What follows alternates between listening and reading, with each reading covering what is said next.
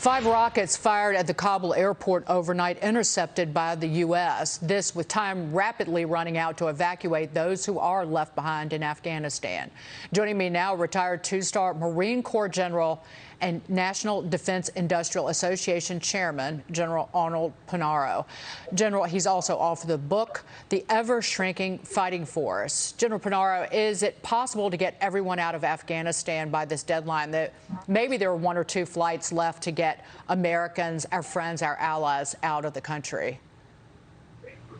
Well, Dagan, it's a privilege to be back with you. And I would say the only bright light in what will be a very dark chapter in U.S. history is the bravery, professionalism, and the ultimate sacrifice of our military at Hamid Karzai Airport, where they're saving the lives of U.S. citizens and Afghans who supported us, and they believed our word that we would get them out. In answer to your question, unfortunately, sadly, it's clear we won't get everyone out by tomorrow, and this goes against the very ethos of everyone in uniform today, all of us that served in uniform previously. You're taught from your very first day in boot camp, you never leave your dead or wounded on the battlefield. As an infantry platoon commander myself in Vietnam, I had young 18-year-old Marines die in my arms.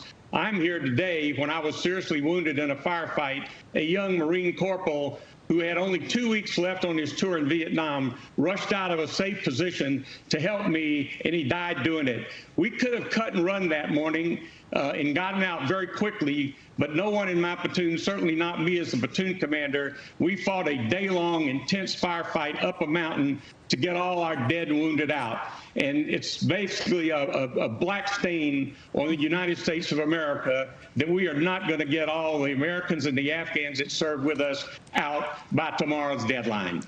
General, I did write this. I said Joe Biden and his he will be judged by the Americans, our allies, and our friends who are left behind, not judged on how many people were gotten out of that country. That his cronies in the Democratic Party are trying to spin this as some admirable airlift. It is admirable, but that's not what we will be judged by. And also just his handling of and the way he's talked to the American people after those 13 service members were killed last week.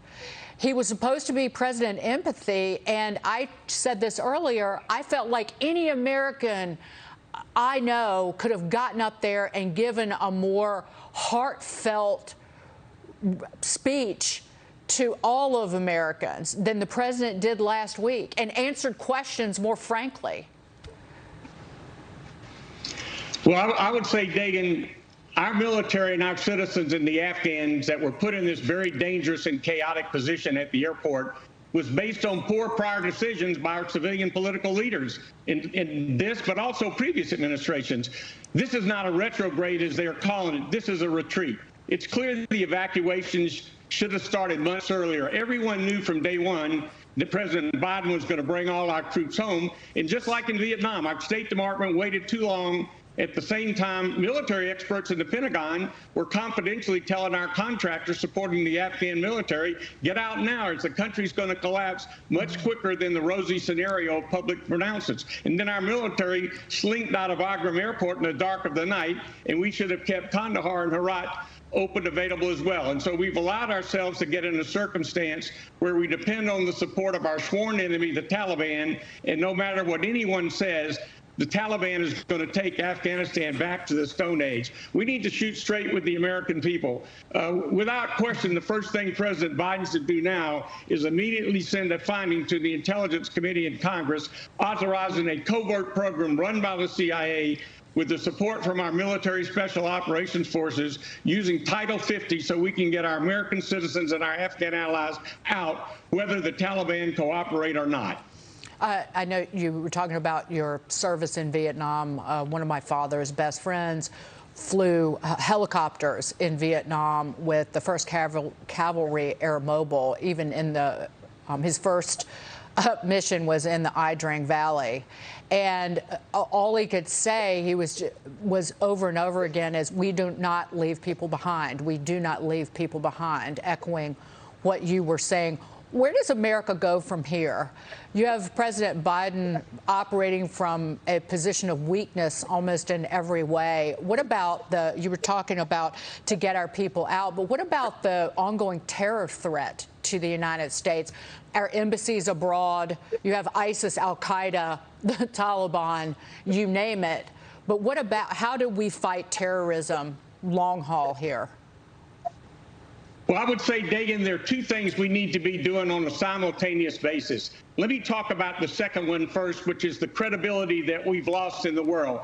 Right now, the Chinese are telling the Taiwanese, you better get with us, you better come our way, you better cut a deal now. And the Taiwanese are asking themselves, is America really going to be good on their word and their commitment to us if we get in an extreme situation with China? And I would say, you know, they're very skeptical about that answer based on what we did. So we've got to restore our credibility and make sure people understand when we give our word, we'll keep our word. In terms of dealing with terrorism, we've got to make sure that we deal with it overseas, and when we see it building, whether it's in Africa, whether it's in the Middle East, whether it's going to back in Afghanistan, which is going to happen, just like former Secretary of Defense Leon Panetta said, we're going to end up having to go back in there and take out those terrorist cells. Now, some of it we can do from a distance, like we did with a drone strike the other day. Some of it, though, you learn throughout history that you have to have boots on the ground to take it out. So we have to understand